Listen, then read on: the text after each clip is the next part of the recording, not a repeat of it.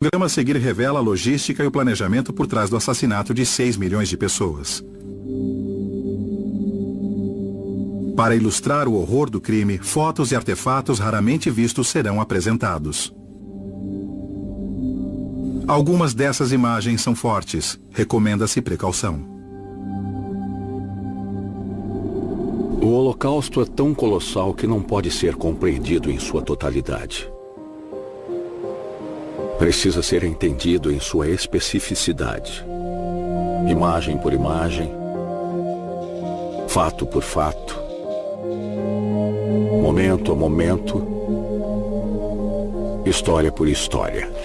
Estava com medo. Eu sabia que depois que passasse do portão, a única coisa que encontraria seriam as câmaras de gás. E o interessante é ver o aspecto específico dentro de seu contexto maior. Se colocavam 1000 pessoas em vagões de carga. Então precisavam de 25 vagões.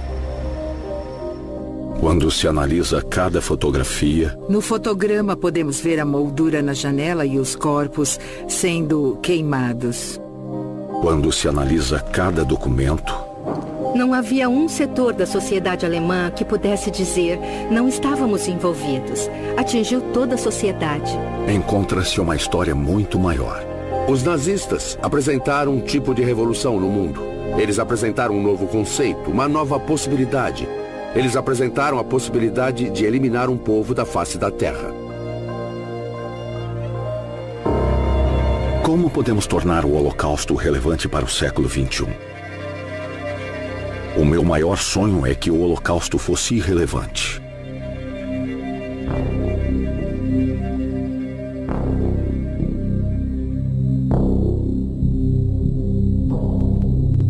Holocausto, execução do mal.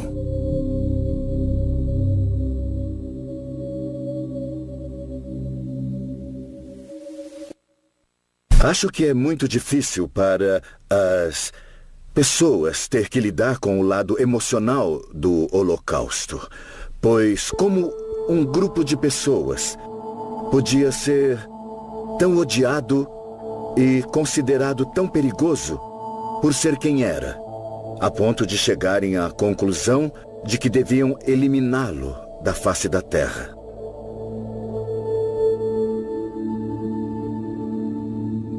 Para entender o Holocausto, temos que entender 6 palavras: definição,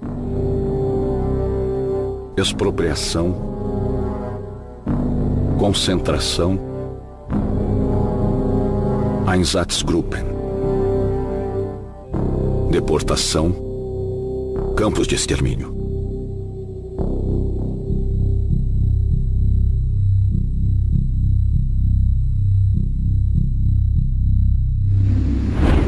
Definição.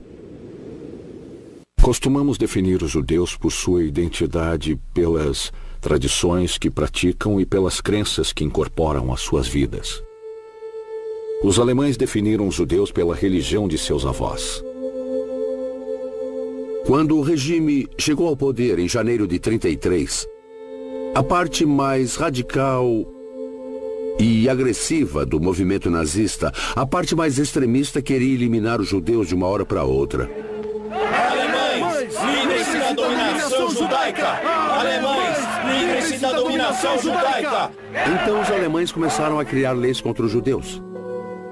Judeus não são bem-vindos. Logo, os judeus foram expulsos não apenas do serviço público, mas também de áreas da sociedade em que havia muitos judeus, como educação, universidades, professores, advogados, médicos. Os judeus se tornaram desnecessários. Leis de proteção do sangue de Nuremberg. No auge desse período inicial de legislação, surgiram as leis de Nuremberg para determinar oficialmente a cidadania na Alemanha, quem era e quem não era cidadão alemão.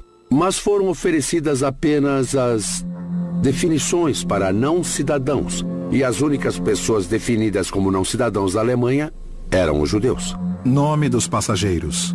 Eles foram obrigados a adicionar Israel como nome do meio para homens e Sara para mulheres a partir de 1938. O Cogumelo Venenoso. Livro infantil antissemita publicado em 1938. Em outros momentos da história, os judeus podiam se converter ou podiam se esconder ao adotar o estilo de vida do país anfitrião. Mas sob a teoria racial durante o período nazista, os judeus eram judeus por causa do sangue que corria em suas veias. Não importava o que estava em seus corações nem em sua mente. Só importava seu sangue.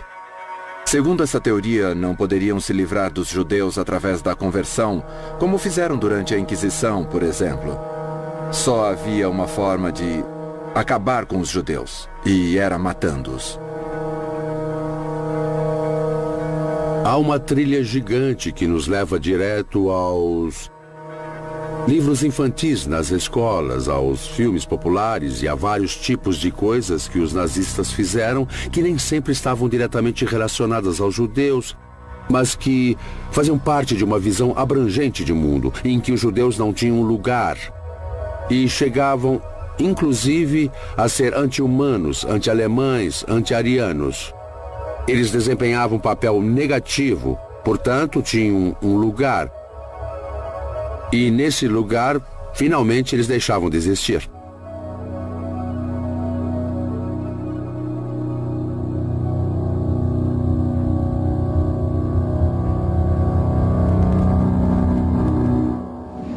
Expropriação. O confisco da riqueza judaica, a remoção da propriedade, o registro de todos os bens, a incapacidade dos judeus de possuir casa própria ou qualquer propriedade. Alemães não compram de judeus. Depois que os judeus foram expulsos, outras pessoas se mudaram para as casas deles e assumiram seus negócios. Então, de alguma forma, a população local sabia que os judeus não voltariam. Ninguém perguntou por quê. Mas com certeza eles sabiam que não voltariam.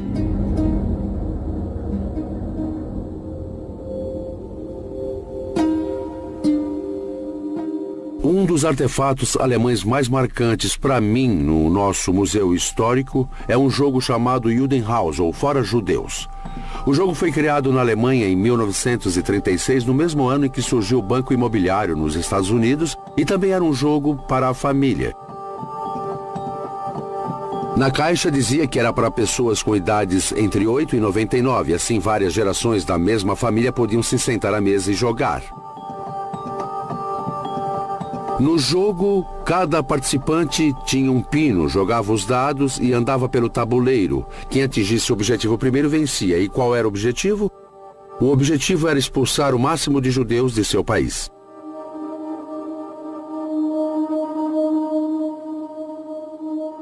De 33 a 39, 80% das propriedades de judeus foram apreendidas. 50% das empresas de judeus foram fechadas. E 50% dos judeus foram desalojados. Eu encontrei um documento que era uma carta de uma mulher não judia escrita para a sogra sobre a Noite de Cristais, um massacre de novembro. Noite dos Cristais, ataque contra judeus, alemães e austríacos. No início temos a impressão de que ela sentia pena dos judeus porque contava o que acontecera, como os nazistas haviam entrado nas casas dos judeus e saqueado tudo. Mas daí o tom mudava e ela dizia que ao ver tudo que fora jogado na rua, que fora retirado de dentro das casas dos judeus, então ela percebera que os judeus eram ricos e possuíam coisas que os não-judeus não tinham ou não tinham o suficiente.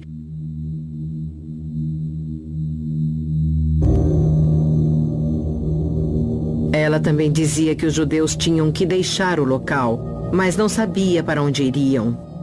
Talvez para um campo de concentração, até que uma solução definitiva fosse encontrada. 1º de setembro de 1939, invasão da Polônia. E enquanto isso, na Polônia, as autoridades da ocupação civil têm um grande problema, a questão judaica. Durante anos, a subhumanidade judaica oriental tem entregado a Europa Ocidental ao crime internacional. Quando a guerra começou em setembro de 1939, não restavam muitos judeus na Alemanha. E o desejo de livrar a Europa dos judeus só veio a se concretizar com a conquista dos territórios onde os judeus viviam, começando pela Polônia em setembro de 1939.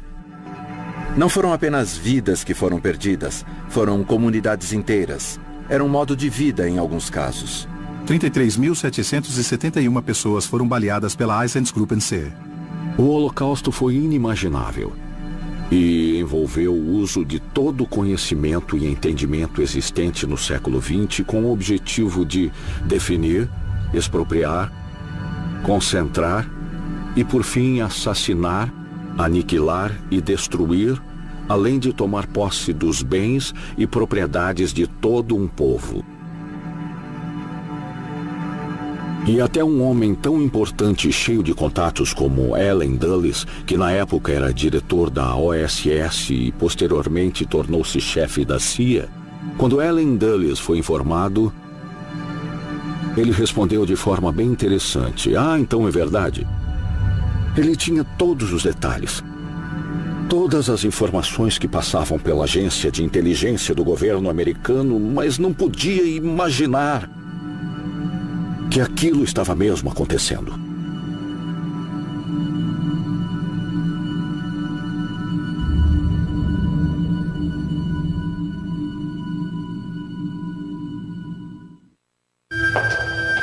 Museu Memorial do Holocausto dos Estados Unidos. Laboratório de Conservação.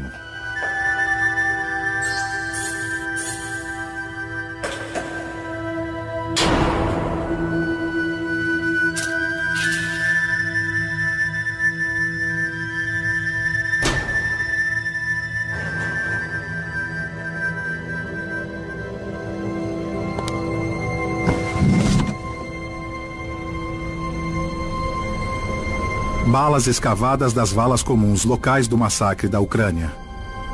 Temos fotografias da libertação, uniformes, todo tipo de objeto em nossa coleção. Mas acho que as balas são os únicos itens que temos que realmente tiveram um papel de atuação. São objetos que realmente mataram alguém. Mataram 15.000 pessoas. Podemos ler sobre o Holocausto, podemos estudá-lo, analisar os documentos. Mas quando olhamos para este objeto, uma bala que assassinou uma pessoa, todo o resto parece desaparecer, porque esse foi o agente. Essa foi a causa absoluta da morte de um indivíduo. E nesse sentido, é uma experiência insubstituível. Olhar para a bala e contemplar o que ela fez. Einsatzgruppen. Unidades móveis de extermínio.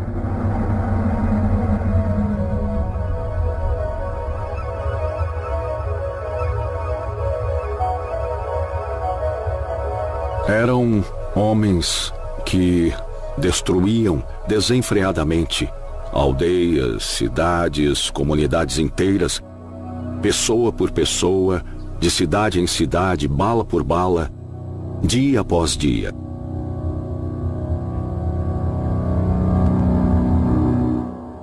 Sem acobertamento, era algo flagrante e brutal, sem nenhum esforço para disfarçar o que faziam ou quais eram suas intenções. 22 de junho de 1941.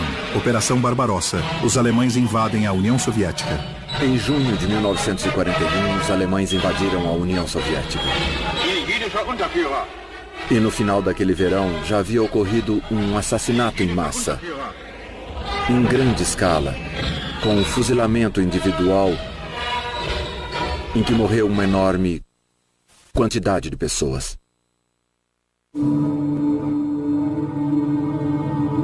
Nono Forte, Kaunas, Lituânia. 2.007 homens, 2.920 mulheres e 4.273 crianças fuziladas. 29 de outubro de 1941. Einsatzgruppen A.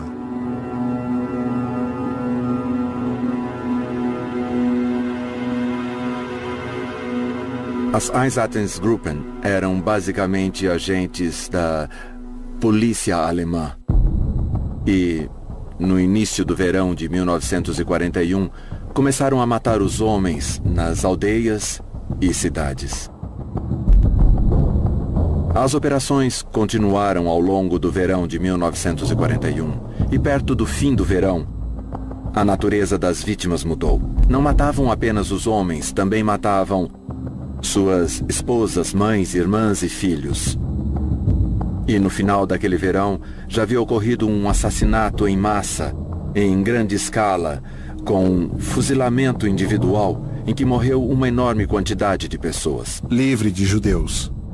Os alemães começaram a utilizar métodos de matança que eram bastante apropriados para o transporte geográfico e para o contexto das relações públicas das áreas em que operavam.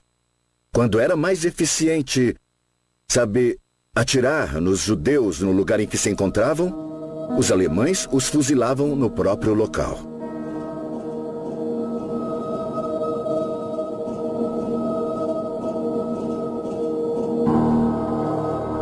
Em uma das fotos do que acreditamos ser um assassinato cometido pela Einsatzgruppen, vemos um soldado apontando uma arma para uma mulher que carregava o filho nos braços. No verso da foto está escrito em alemão: Ação Judaica em Vangorad, Ucrânia, 1942. Essa foto foi interceptada, na verdade, no Correio Central de Varsóvia, onde funcionários da resistência abriam as cartas dos soldados alemães que escreviam da frente oriental para suas famílias na Alemanha.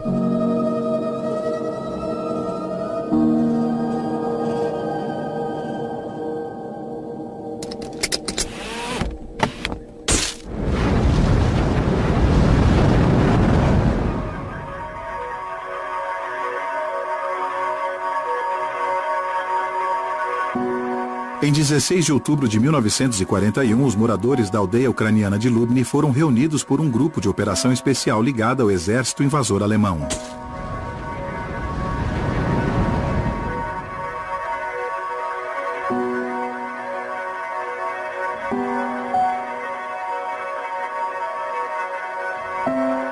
Johannes Hill, um fotógrafo da propaganda nazista, documentou a ação.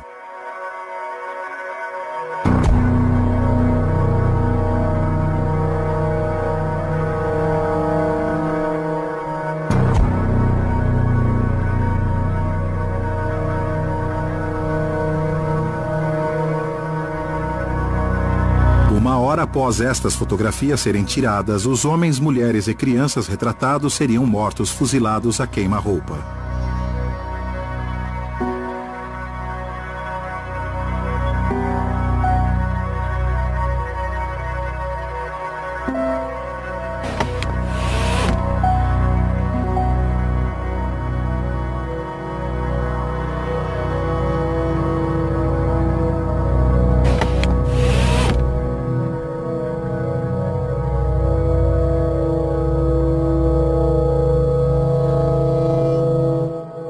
O fato de que esse fotógrafo sabia o que estava acontecendo com essas pessoas e o que ia acontecer com elas, enquanto registrava seus últimos momentos,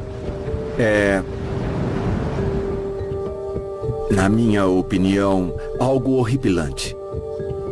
Nem sei descrever. Ele sabia qual seria o futuro imediato dessas pessoas, a morte. E teve calma suficiente para focar sua câmera, determinar a abertura do diafragma e apertar o botão do obturador. Isso diz algo sobre a natureza dessas operações. Cortesia do Instituto de Pesquisa Social de Hamburgo. Quando pensamos em como retratar as unidades móveis de extermínio e os mortos no Museu Memorial do Holocausto dos Estados Unidos, Torre de Faces, houve uma divergência sobre o que mostrar.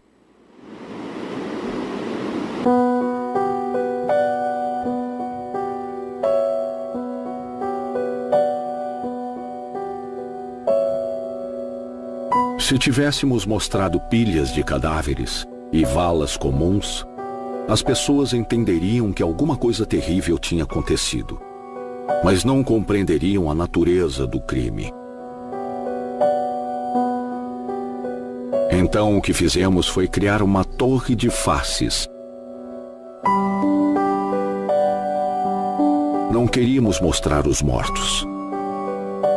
Queríamos mostrar os vivos e deixar que imaginassem o que era e que já não existia mais.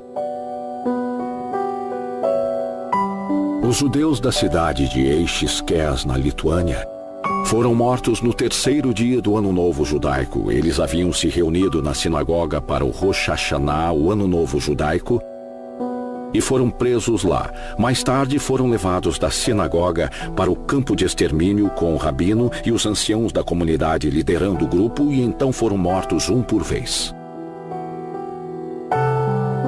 Em vez de mostrar os mortos, nós mostramos os vivos. Um piquenique em família. Uma criança em uma cadeira, usando um uniforme naval. Uma mãe abraçando os filhos.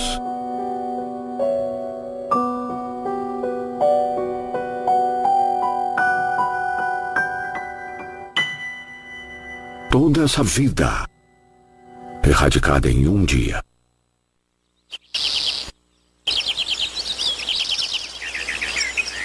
Último muro restante. Gueto de Varsóvia.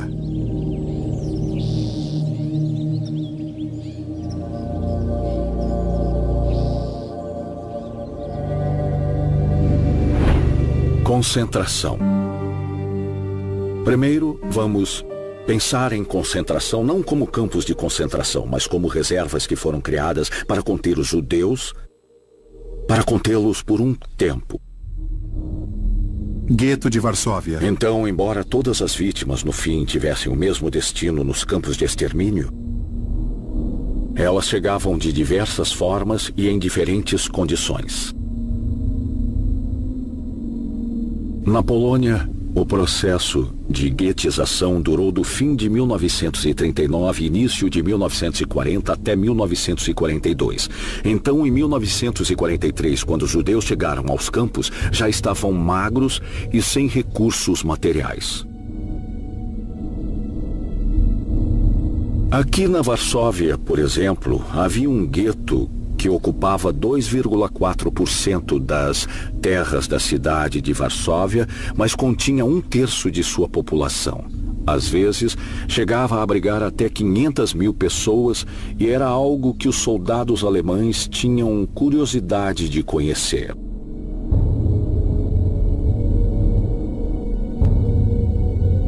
As equipes de filmagem nazistas frequentavam o gueto de Varsóvia e tiravam fotos para fazer suas próprias propagandas. Eram equipes que vinham e filmavam tanto a pobreza como a riqueza do gueto. Então eram conhecidas por filmar judeus na rua que pareciam bem vestidos e os levavam para restaurantes que mostravam muita abundância de comida e bebida. E faziam os judeus se sentarem e parecerem felizes e contentes por comer e beber. Mas também mostravam os judeus mais pobres do gueto nas acomodações em que viviam. Mostravam a pobreza extrema, as pessoas mortas na sarjeta, às vezes até despidas. Era o que filmavam.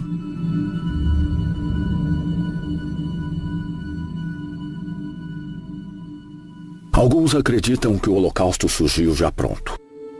Eu não penso assim. Unidades prisionais e guetos forçados de 25 a 30 mil. Vejo muita improvisação, muita experimentação.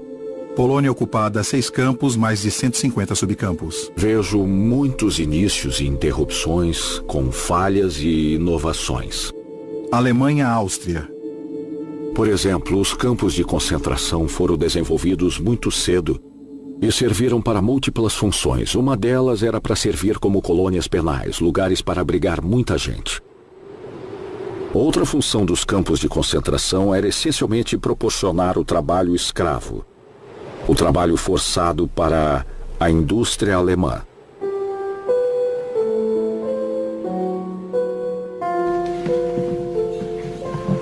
Arquivo do campo de Ravensbrück.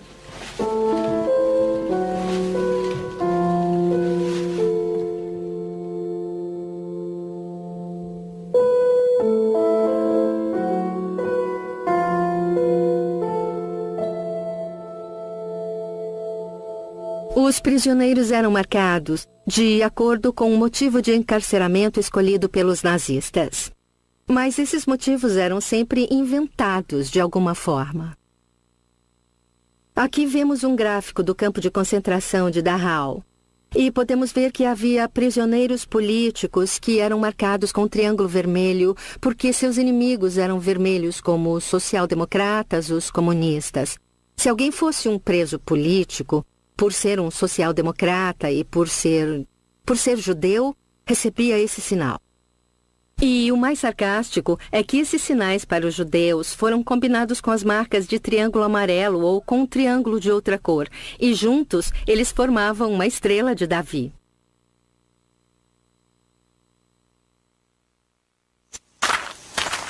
Campo de concentração de Ravensbrück para mulheres. Maio de 1939, 867 internas. Janeiro de 1945, 45 mil internas.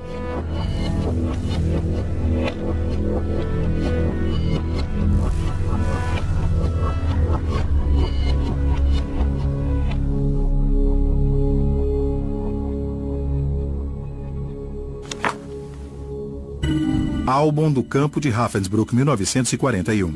Existe um álbum completo com mais ou menos 92 fotos que a SS criou para mostrar ao mundo como era fantástico o sistema que utilizavam nos campos de concentração.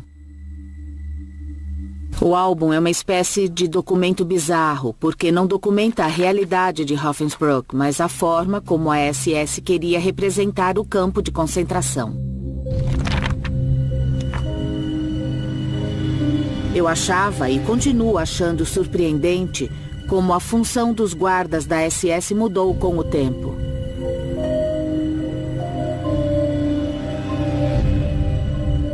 No primeiro dia, eles costumavam cumprimentar e saudar a todos, comportando-se de forma civilizada ao se mover.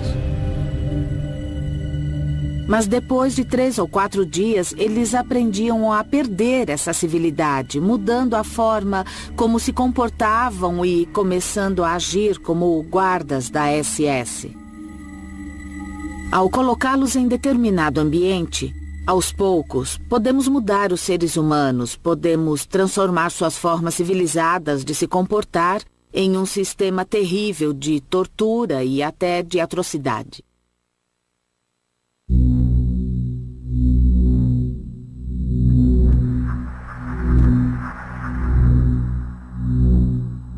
Imon Gut, comandante da SS.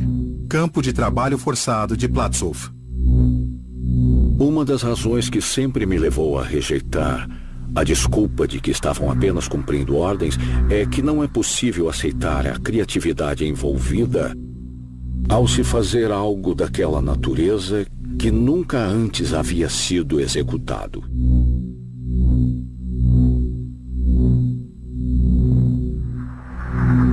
Gut descansando na varanda da vila com vista para o campo. Os nazistas criaram um vocabulário próprio para muitas coisas. Em vez de dizer assassinato, diziam tratamento especial, realocação ou cuidados especiais. Quando ouço tratamento especial, penso em remessas postais, mas eles pensavam em matar 1000 judeus. Reassentamento, realocação, além do rio, além das montanhas. Termos como esses eram usados, mas por trás deles ocorria o genocídio do povo judeu. A história de Imon Gut em Platzow foi dramatizada no filme A Lista de Schindler de 1993.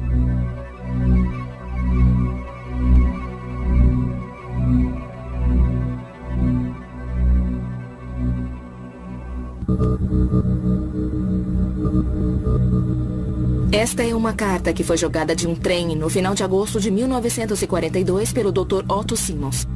Esta parte diz: meus queridos, estamos a caminho da Polônia, nada ajudou. Há 50 de nós em cada vagão. Sejam fortes, valentes e corajosos, e eu serei também. Fui despojado de tudo. Beijos, Otto. Esse é o último registro que temos de Otto Simmons. A carta só chegou à esposa de Otto com a ajuda de um trabalhador ferroviário francês anônimo, que escreveu: prezada senhora, encontrei esta carta depois que um dos trens com judeus passou por aqui. Espero que isso agrade. E está assinada trabalhador ferroviário. Neste caso era 1942, relativamente no início da guerra e no início do Holocausto na Europa Oriental. Mas este trabalhador ferroviário já sabia que passavam trens com judeus. Em 20 de janeiro de 1942, 80% dos judeus que morreriam no Holocausto ainda estavam vivos. 16 meses depois, 4 em cada 5 judeus que morreriam no Holocausto já estavam mortos. O que aconteceu na conferência de Wannsee foi, essencialmente, a enunciação da política da solução final para o problema judeu. Ou seja, o assassinato de todos os judeus.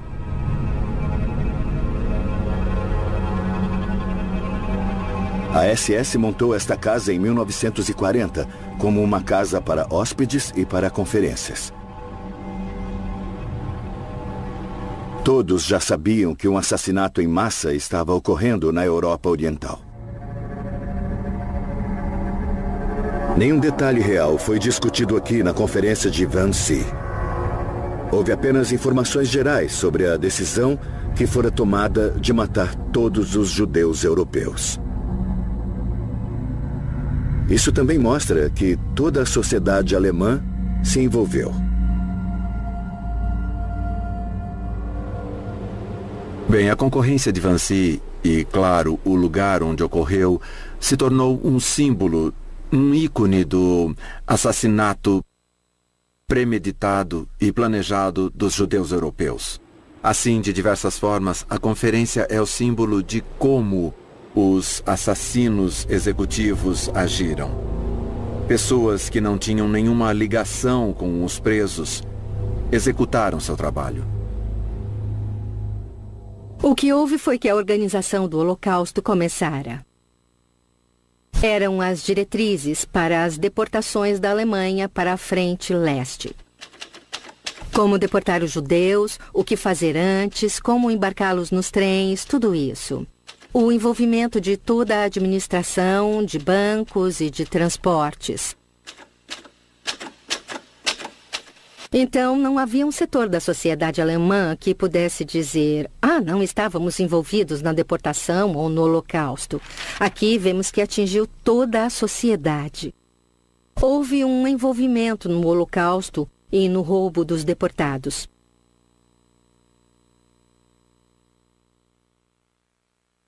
Deportação.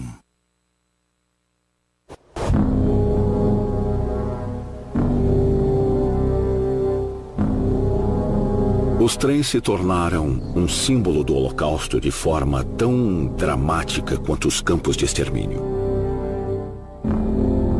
As ferrovias representavam a novidade, a nova forma de matar que os nazistas haviam inventado. Em retrospecto, os guetos eram um ponto de retenção. Era uma reserva para os judeus até que a infraestrutura para sua destruição fosse criada. Os trens se tornaram um elo indispensável, pois levavam os judeus do gueto, onde estavam concentrados, para onde havia sido deportados e forçados a ficar juntos. E o que acontecia com eles? Trens, deportação, aniquilação.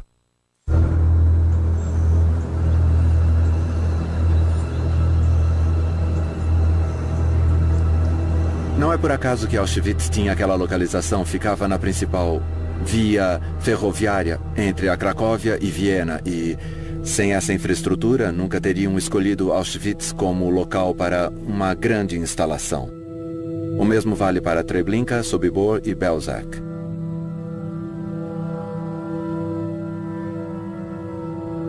Não tinham uma atribuição específica para um determinado tipo de locomotiva.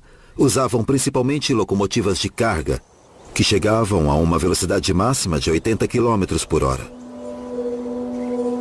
Mas quando um trem chegava com 50 ou 60 vagões, utilizavam um método de dividir o trem em grupos, de 10 a 15 vagões, para controlar o número de pessoas que desembarcaria quando fossem para o campo de concentração.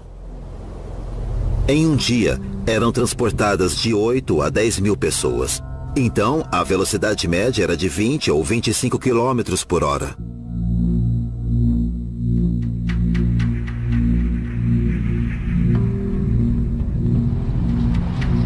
Os vagões de carga foram usados porque podiam ser trancados por fora. Cabiam 40 pessoas por vagão. Então, para transportar 1000 pessoas, eram necessários de 20 a 25 vagões. Na Polônia, a situação era diferente. A polícia pediu às ferrovias que fornecessem um trem para 5.000 pessoas. 60 era o número máximo de vagões que podiam ser utilizados, de acordo com o regulamento, ou 120 eixos. Eram usados de 50 a 60 vagões, o que significava que havia de 100 a 110 pessoas no vagão.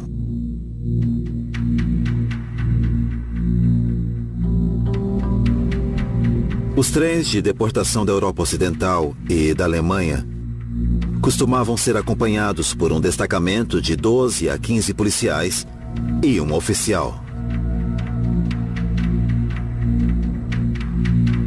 Aos sábados, até a SS só trabalhava meio período na época. Então deixavam os judeus no trem até a manhã de segunda-feira, quando voltavam a trabalhar o dia inteiro. Eles não permitiam que seu fim de semana fosse prejudicado pela chegada do trem de deportação. Museu Memorial do Holocausto dos Estados Unidos. Álbum de fotografias de Carl Hocken.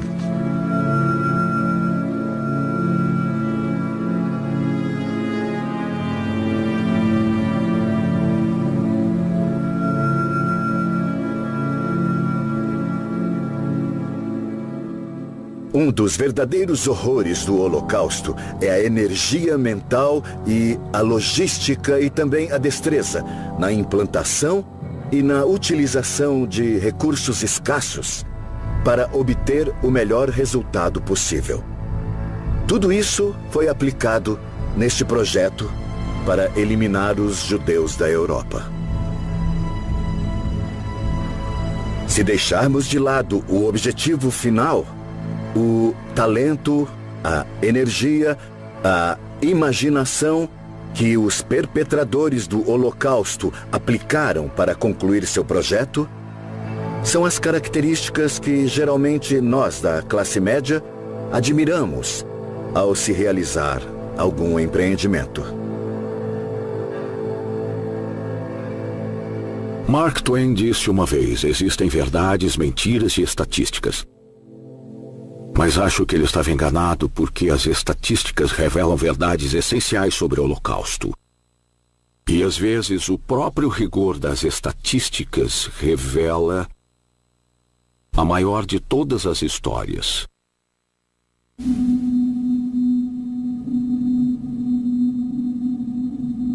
Quer conhecer os judeus húngaros? 437.402 judeus. 147 trens, 54 dias, do dia 15 de maio ao dia 8 de julho. Quer entender a deportação do gueto de Varsóvia? De 23 de julho a 21 de setembro. Novamente, 61 dias, 265 mil judeus enviados para Treblinka. Quer entender como os judeus de Belzec morreram? Um grupo de 104 judeus, 14 deles alemães, apenas 2 sobreviventes conhecidos. As estatísticas contam uma verdade brutal, dolorosa, específica e inevitável.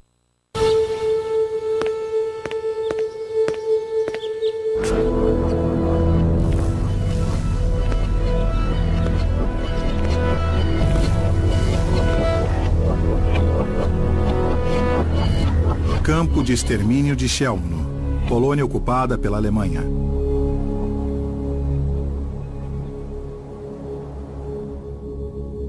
Campos de extermínio. Campos de extermínio.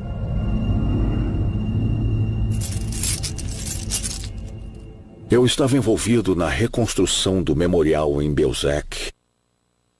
E nas valas comuns que descobrimos sob o campo, encontramos chaves. Uma série de chaves. Não costumamos pensar na chave como algo poderoso, mas vou contar o que essa chave pode representar. A vítima saiu de casa numa manhã e esperava voltar um dia. A casa ainda estaria lá e a pessoa ainda estaria viva. Museu Chełmno. E tudo voltaria a ser seguro. Poço de escavação. Museu Memorial de Chełmno. Quando alguém morre com as chaves e é enterrado com elas, entendemos que essa pessoa nunca imaginou que o destino lhe reservava. Artefatos de escavação.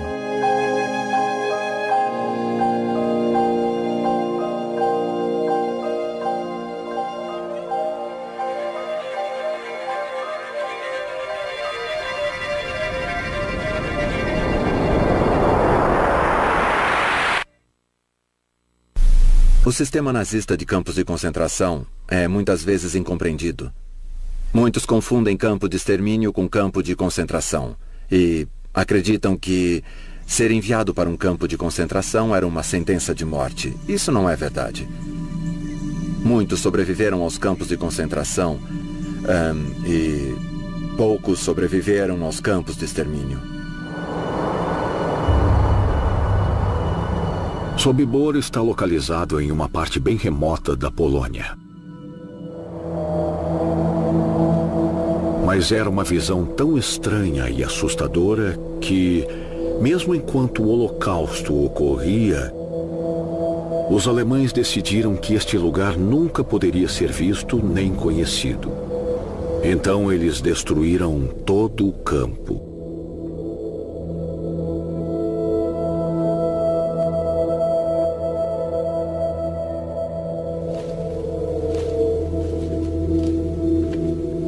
Sobibor, Polônia.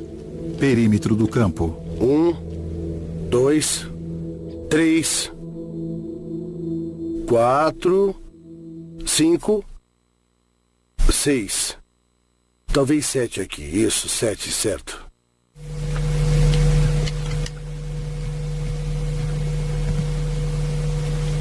Encontramos aqui os buracos dos postes. 3 linhas de buracos. Podemos ver uma linha aqui, até aquelas árvores.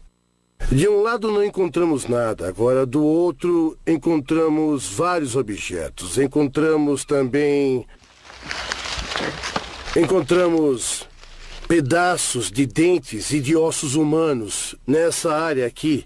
E isso é muito importante para nós porque saberemos o que foi que aconteceu aqui. E esse é o nosso objetivo.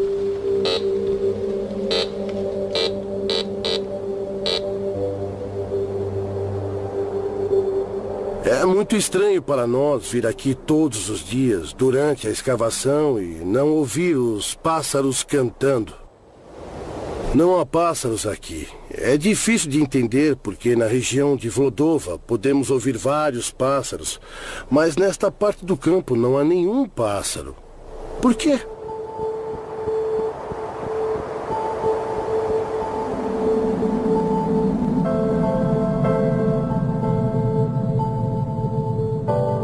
Memorial Sobibor.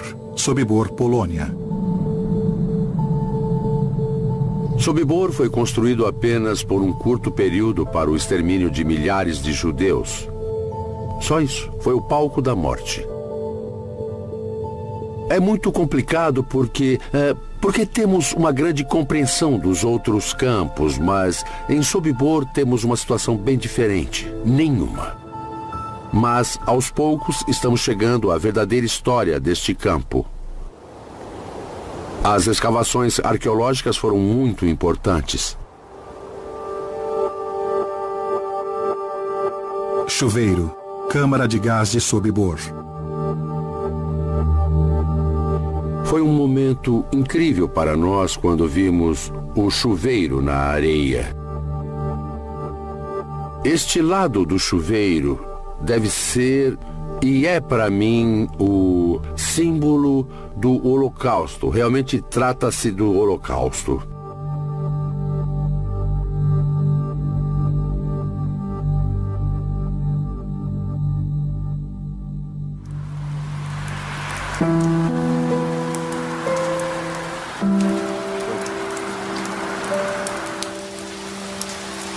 Muitos dizem que o Holocausto nunca aconteceu e que nem tantas pessoas foram mortas. Mas aconteceu. Campo de extermínio de Sobibor. Construído em abril de 1942. Destruído pelos alemães julho de 1944. Reconstrução com base nos depoimentos de sobreviventes. Agora vou descrever o processo. Depois que o trem chegava e todos desciam, deixavam a bagagem de lado. Barracas de triagem. Prometiam que a bagagem não seria perdida. Barracas de triagem. Área de despimento. Um alemão, fingindo ser um médico, e usando um avental branco, ou às vezes um uniforme branco, fazia um breve discurso. Ele gentilmente pedia desculpas. Mas por razões sanitárias dizia que precisavam tomar uma ducha. Barracas de corte de cabelo. Então pediu que tirassem a roupa e a deixassem de lado para pegá-la depois. E tinham que andar por um corredor até o chuveiro. As pessoas não sabiam o que era. Às vezes se animavam, pois os alemães eram tão gentis. E entravam direto no beco, indo para a câmara de gás que chamamos de Himmelfahrtstraße, o caminho para o céu.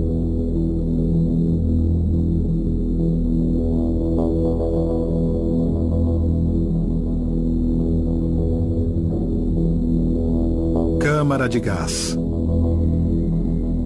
Talvez 1 ou 2 minutos depois que começaram a soltar o gás, depois que acionaram o motor, eu ouvi um grito bem alto. Mas depois diminuiu.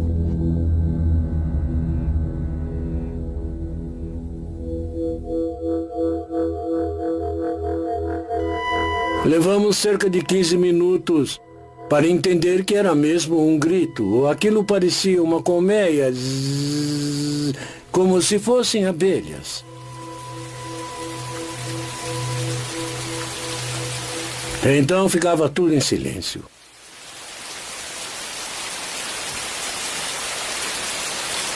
Campos de extermínio Sobibor 167 mil. Chelmno 152 mil. Belzec 434, 508 mil. Treblinka 925 mil. Auschwitz 1 milhão.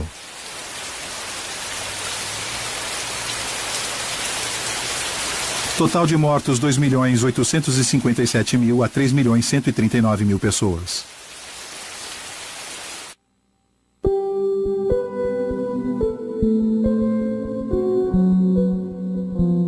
Em fevereiro de 1940, os nazistas começaram a publicar no governo geral da Cracóvia esta revista colorida em polonês chamada Ilustrowany Courrier Polski, ou Correio Ilustrado Polonês.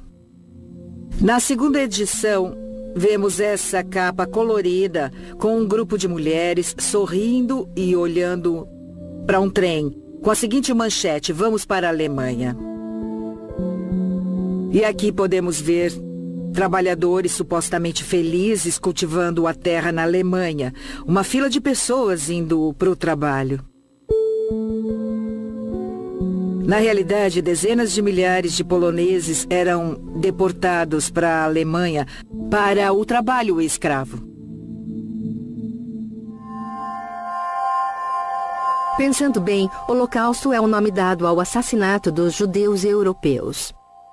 Mas a perseguição nazista também incluía os ciganos, os prisioneiros políticos e trabalhadores forçados. Então havia todo um esquema de perseguição e também de assassinato.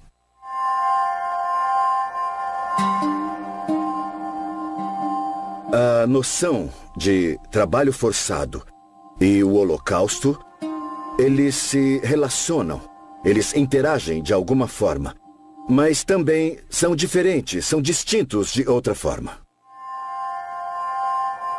Máquinas de gravar placas de endereços. O Holocausto é a perseguição e a aniquilação de judeus europeus patrocinada pelo Estado. A definição não inclui vítimas não judias. Dito isso, em 1945 havia nada menos que 8 milhões de trabalhadores estrangeiros, a maioria trabalhadores forçados. Isso atuando dentro das fronteiras alemãs. Estamos aqui no Berlin Underworld Association, um dos abrigos do período da Segunda Guerra Mundial. O que estamos vendo é um antigo armário de Adrema, que eram as máquinas de gravar placas de endereços. É de uma fábrica que ficava em Tempelhof, em Berlim. Muitos anos após a guerra, encontramos este armário com várias gavetas cheias de cartões feitos de alumínio.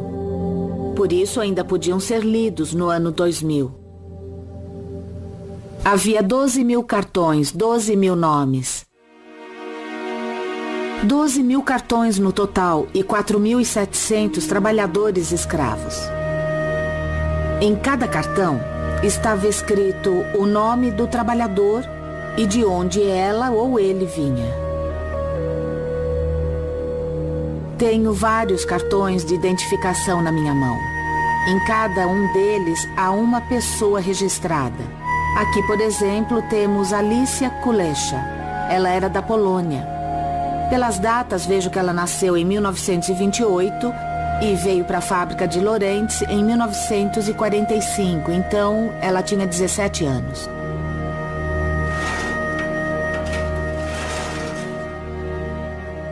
Os alemães exploravam as populações que ficavam sob seu controle. E, dependendo de quem fosse, recebiam um destino diferente. Mas um dos principais meios de exploração era o trabalho. Dora Mittelbau era o campo de concentração que estava associado à fábrica subterrânea de foguetes V1 e V2. Aqueles que estavam envolvidos na criação do próprio campo trabalhavam sob condições muito duras. Havia pouca circulação de ar, muita poeira e muitos morreram por causa do trabalho. Isto foi construído por trabalhadores escravos. Eles vinham do campo de concentração de Buchenwald.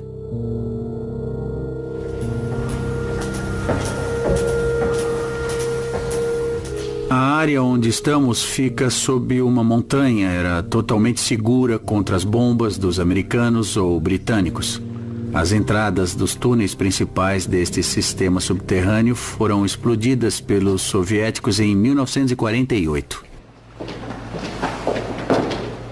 Hoje podemos ver apenas 3 ou 4% de toda a fábrica subterrânea.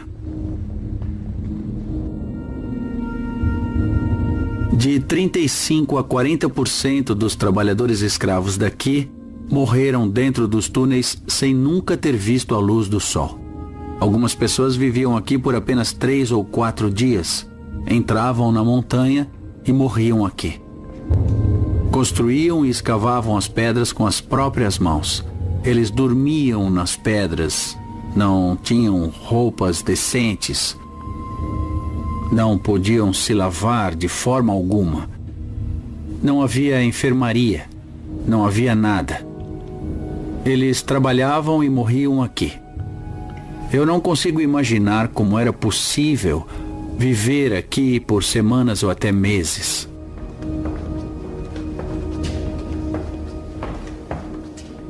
Aqui podemos ver que há água, são 4 metros de profundidade. E acho que sob a água há muitos restos de peças dos foguetes que eram produzidos aqui.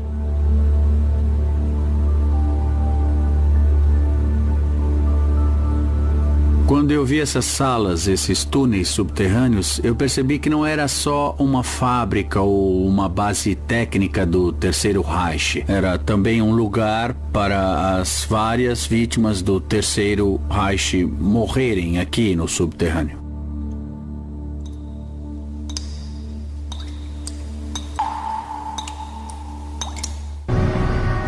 Foto de reconhecimento aéreo dos aliados, 26 de junho de 1944, Auschwitz-Birkenau. O Holocausto é a busca constante e incessante por matança que atingiu estágios cada vez maiores de perfeição. Auschwitz eram 3 campos em um. Uma colônia penal, um campo de trabalho escravo e um campo de extermínio. A colônia penal era Auschwitz I, utilizada principalmente para abrigar prisioneiros poloneses. Auschwitz I. Buna Monowitz e 40 subcampos eram campos de trabalho escravo. O terceiro campo era Auschwitz II, ou Birkenau, que era o campo de extermínio. Birkenau. Então descobrimos que havia uma relação muito complexa entre o trabalho escravo e os centros de extermínio. O trabalho escravo drenava toda a força mineral, então os mandavam para o centro de extermínio onde morriam. Esta é uma das plantas originais da construção do complexo do campo de Auschwitz-Birkenau. Em outubro de 1941, quando os alemães decidiram que utilizariam esta área para a construção de Birkenau aqui e da IG Farben aqui, eles ampliaram a estrutura e a chamaram de Bauleitung Auschwitz. Depois, designaram vários oficiais da SS com algum tipo de formação em arquitetura ou engenharia. Esses oficiais trabalharam junto com internos, que possuíam algum conhecimento técnico, eram apenas trabalhadores poloneses, não judeus. No final, quem aprovou os mapas e assinou as plantas finais foram os diretores do Departamento de Construção da SS. Ao analisarmos um documento original nazista, quando encontramos uma assinatura verde, normalmente é de alguém importante na hierarquia. Himmler aprovou esta planta aqui em 23 de outubro de 1941.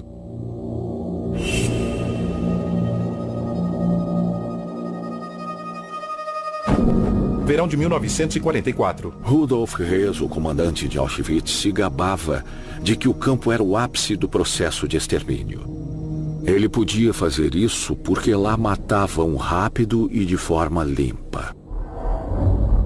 Auschwitz, ironicamente, também foi um lugar onde a própria infraestrutura permitiu que o campo desempenhasse seu papel. Havia 44 vias passando por Auschwitz. Enquanto em Penn Station, em Nova York, há apenas 21 vias e a estação fica lotada em fins de semana prolongados. O maior número de vias paralelas nos Estados Unidos é de 49, em Chicago. Crematório 2. Auschwitz tinha 44, então podiam transportar judeus de todos os cantos da Europa e enviá-los para Auschwitz. Em Auschwitz ainda podemos ver como as linhas de trem e as câmaras de gás eram interligadas e ficavam a 50 metros umas das outras. No início, não tinham uma rampa em Auschwitz.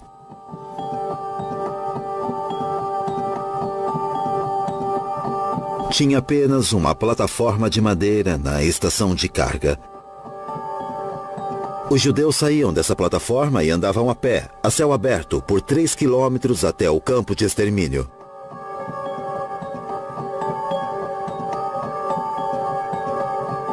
Mas a SS e o comandante de Auschwitz achavam que não era um método muito profissional, então construíram esta plataforma, que agora está repleta de memória e história. A rampa que conhecemos, com o portão sobre a via, só entrou em operação no início de 1944.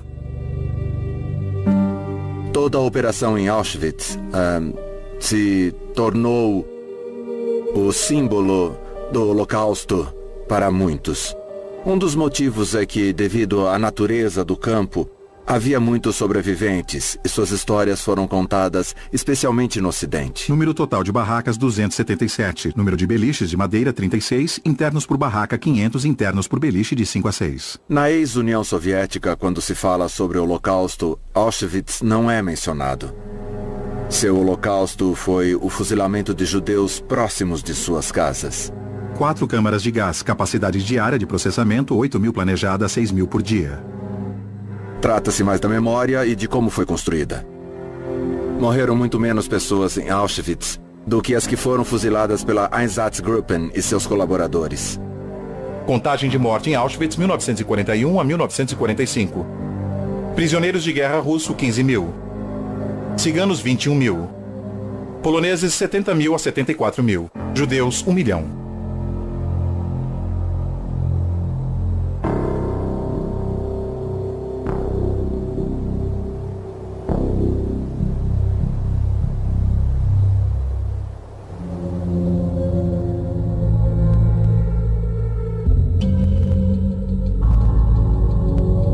Apresentação ao campo de trabalho.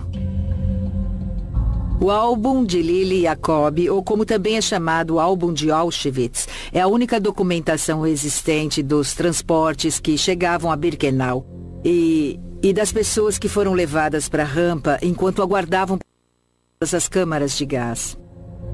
Nós acreditamos que isso tenha acontecido porque Também é chamado o álbum de Auschwitz. É a única documentação existente dos transportes que chegavam a Birkenau e das pessoas que foram levadas para a rampa enquanto aguardavam as câmaras de gás. Nós acreditamos que isso tenha acontecido porque um novo comandante foi enviado a Auschwitz, Richard P. Então, presumivelmente, esse álbum pode ter sido montado como uma espécie de apresentação para ele, de como as coisas funcionam. É isto que fazemos aqui. Esse é um exemplo de como executamos o nosso trabalho de forma adequada e limpa. Olhe para a estrutura e veja como funciona. O álbum é composto por mais de 200 fotografias que mostram pessoas sentadas no chão esperando para serem levadas para as câmaras de gás.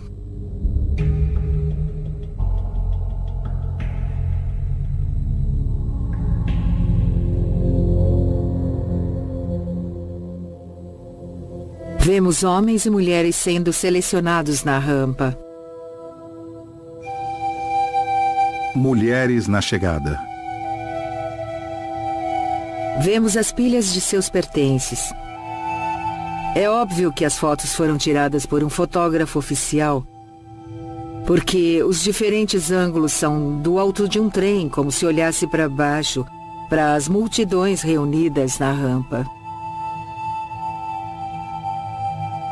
Reassentamento de judeus na Hungria.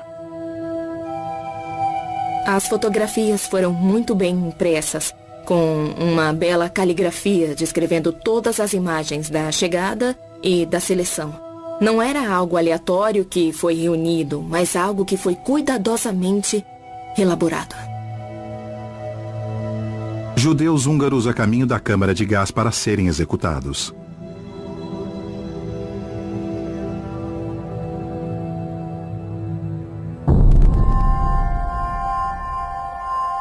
Em outubro de 1943, Himmler disse que fazer o que tinham feito, conquistar o que haviam conquistado, quando tão poucos haviam feito o mesmo de forma tão humana, fazia daquele momento um capítulo da história alemã que nunca seria escrito nem contado. Então pode-se perguntar se nunca seria escrito nem contado, como eu sei? Porque no fundo da sala, apesar do próprio Himmler dizer que nunca seria escrito nem contado, havia um velho gravador que ocupava muito espaço e que gravava tudo o que Himmler dizia. Por quê?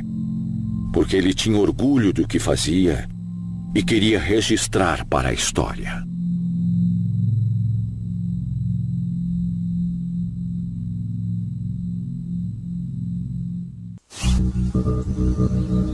Crematório 4, Campo de Birkenau, 1943.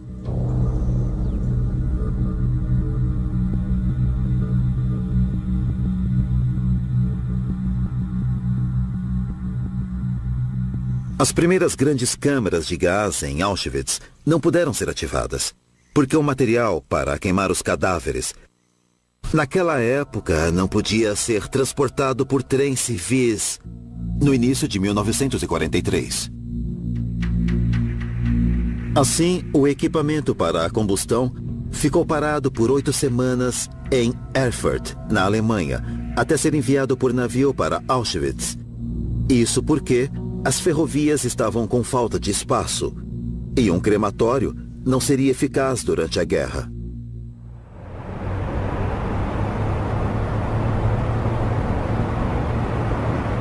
Estamos no antigo prédio da administração da empresa Topf e Filhos. Este foi o escritório do planejamento e agora é o lugar da memória. Ao todo, a Topf e Filhos entregou 25 fornos com 76 câmaras de incineração.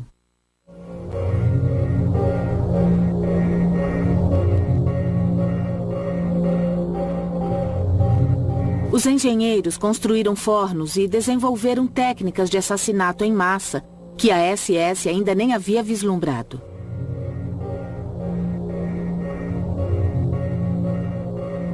Em Auschwitz-Birkenau foram construídos 4 crematórios.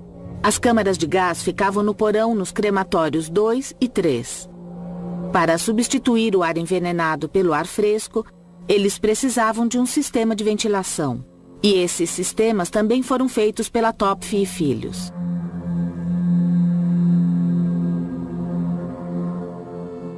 Fritz Zander, o gerente do departamento, projetou um forno de 4 andares. O cadáver era introduzido no primeiro andar e depois era descido. Após um período de pré-aquecimento de 2 dias, o cadáver entrava em combustão por causa dos cadáveres em chamas que havia embaixo.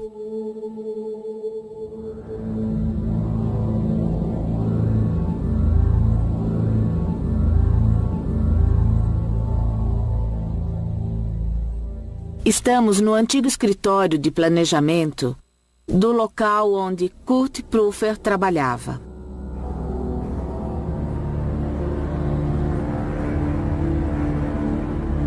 Kurt Prüfer estava desenhando uma máquina como esta e num dia claro, quando olhou para fora, ele viu a fumaça das chaminés do crematório de Buchenwald.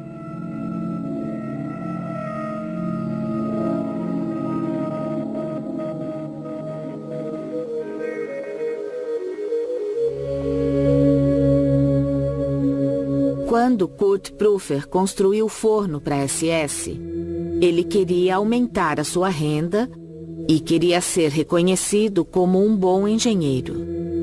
Então, para entregar um produto que atendesse às necessidades da SS, ele precisava conhecer as circunstâncias nos campos.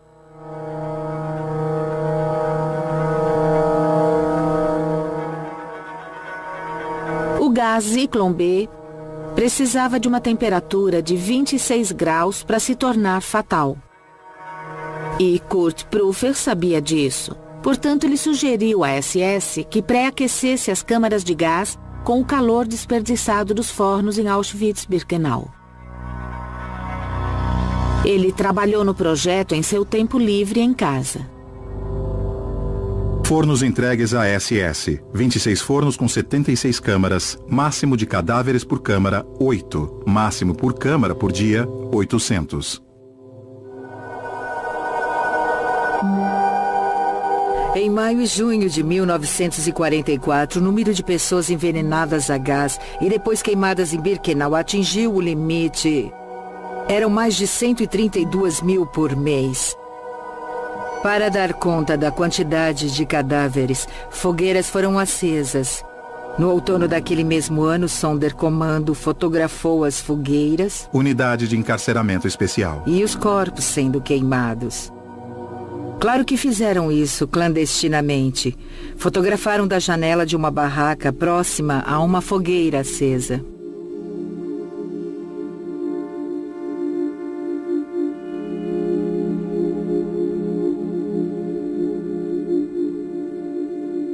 Mas foi só bem mais tarde, na década de 1980, que o fotograma completo da imagem foi visto. No fotograma podemos ver a moldura da janela e, através da janela, conseguimos ver os corpos sendo queimados.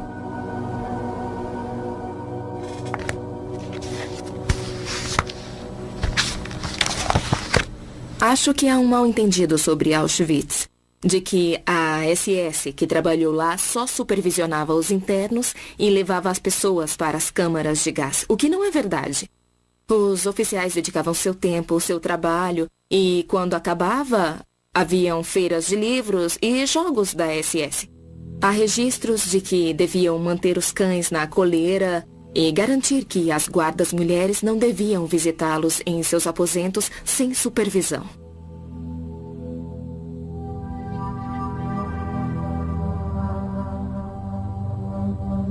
Um álbum criado por Karl Hooker foi descoberto poucos anos atrás. Com o comandante Major Bayer, Auschwitz, 21 de junho de 1944. Mas esse álbum não me surpreende muito. As pessoas ficam muito chocadas com as imagens do álbum de Hooker. São fotos de moças que trabalhavam em Auschwitz se divertindo com os oficiais da SS. Uma imagem mostra um grupo de homens importantes da SS cantando enquanto eram acompanhados por um acordeonista. Estavam juntos como em um coral.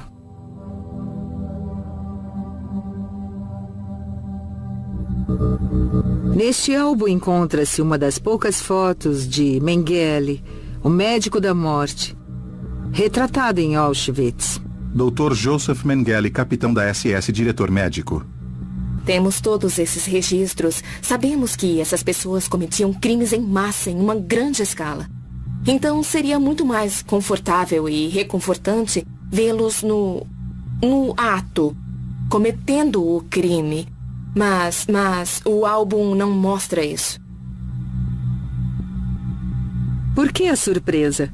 Isso aconteceria se achássemos que os nazistas eram monstros com chifres. Eles tinham os fins de semana de folga e se divertiam. Eles se distraíam. Passeavam com seus animais de estimação. Bebiam, festejavam.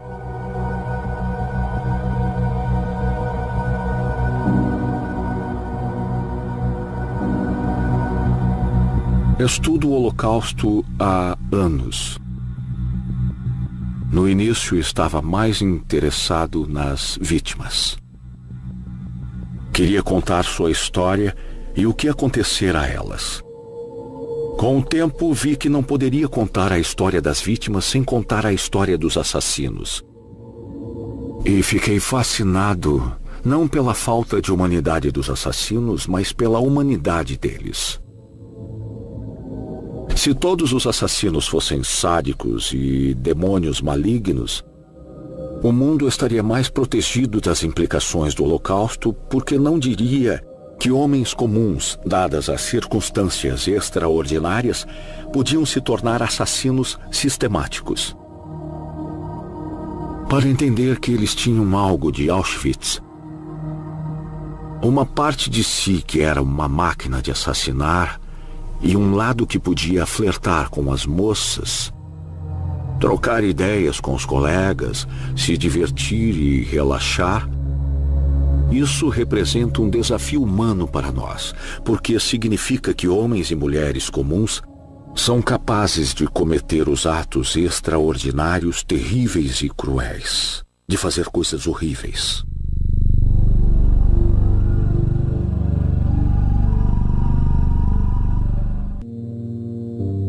Campo de concentração Buchenwald após a libertação.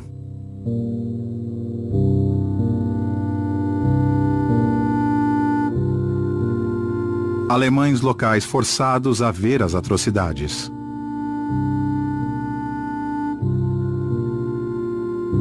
15 de abril de 1945. Muitos alemães que tinham acesso à informação e sabiam sobre os campos de concentração ficaram chocados com a enormidade, com a grandiosidade, com o horror que presenciaram.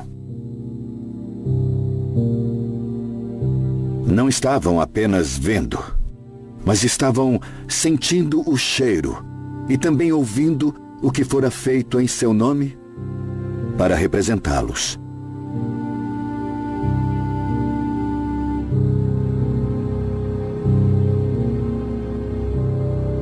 E para criar uma conexão, hoje, com os alemães, que são netos ou até mesmo bisnetos dessa geração, ainda há a questão de que aquilo foi feito em nome da Alemanha. Estes são alguns dos artefatos que foram encontrados. É uma parte de sua história. Podem ser contra, mas precisam lidar com isso. Não é apenas a história de seu país, é a história de sua família. Então eles enfrentam questões emocionais muito complicadas.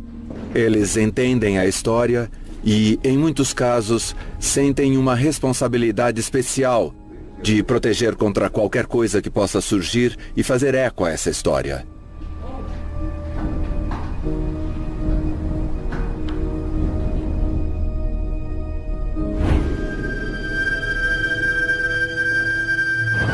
Arquivo. Serviço Internacional de Rastreamento Bad Arolsen, Alemanha. 17.500.000 arquivos e vítimas mortas ou deslocadas pelos nazistas entre 1933 e 1945.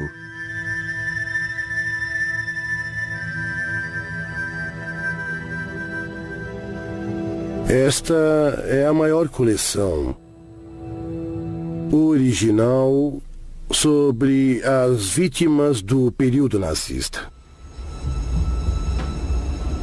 Nos campos de concentração como Dachau, Buchenwald, Bergen-Belsen e outros, tudo foi escrito pelos nazistas. As vítimas perderam seus nomes e se tornaram números. Hoje, a maioria das pessoas que escreve para nós são da segunda ou terceira geração e dizem: eu quero saber o que aconteceu com o meu avô. Por isso precisamos da documentação.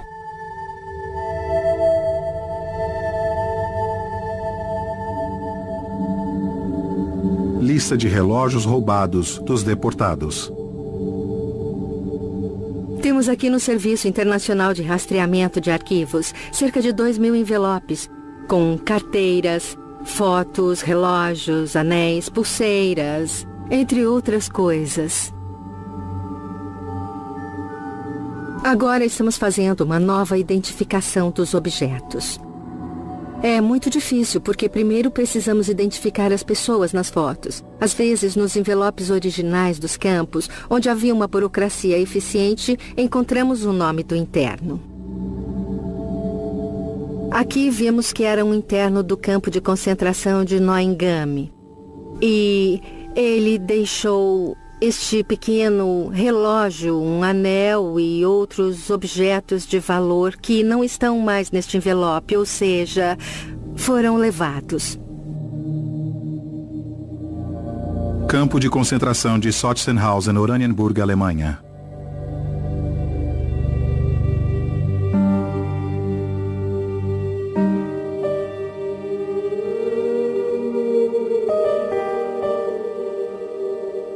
Quero falar profundamente sobre como fiquei face a face pela primeira vez com a presença da ausência. O meu pai morreu em 1990. Eu sou um judeu religioso, então observamos o período de luto e ficamos em casa recebendo as visitas durante 7 dias, o que chamamos de Shiva. Na primeira sexta-feira à noite, nós sentamos para jantar e no sábado não ficamos de luto. Eu estava lá, meus filhos estavam lá, minha esposa estava lá, minha mãe estava lá, minha irmã estava lá. E a cadeira do meu pai estava vazia. Nós literalmente não pudemos comer até que minha mãe me mandou sentar na cadeira do meu pai. Porque a ausência do meu pai era maior do que qualquer outra presença. Chegamos a Sobibor e lá estava vazio. Mal podemos imaginar ou entender o que estava lá. Sobibor, presente. Mas essa ausência tem uma presença forte. E os fantasmas estão lá, as imagens estão lá, as almas estão lá. O mal está lá. Estação de trem. A magnitude do que aconteceu está lá, mesmo que seja invisível.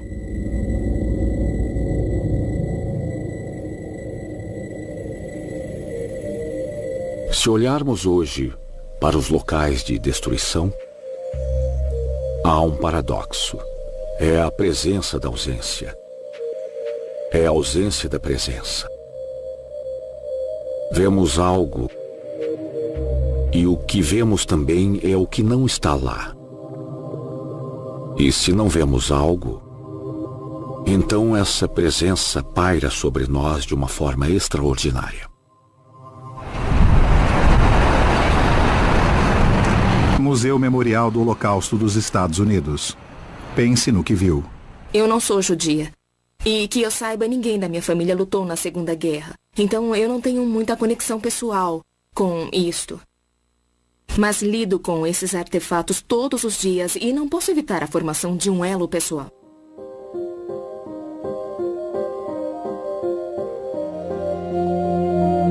Os números são grandes demais para entender. 6 milhões, 11 milhões, é demais para entender. Anéis de vítimas não identificadas, massacre de Busque, Ucrânia, verão de 1941. Um artefato que alguém usou, um item que era de alguém, algo que alguém escreveu, cria uma empatia. Esse ato me conecta a alguém que há muito tempo fez exatamente a mesma coisa e cuja vida foi interrompida.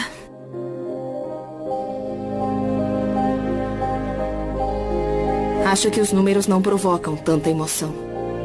E como o Holocausto é o crime mais bem documentado da história, eu estou convencida de que a verdade está ali. Talvez eu nunca saiba por quê, mas há algo ali que vai me ajudar a impedir que isso aconteça de novo. Tem que haver.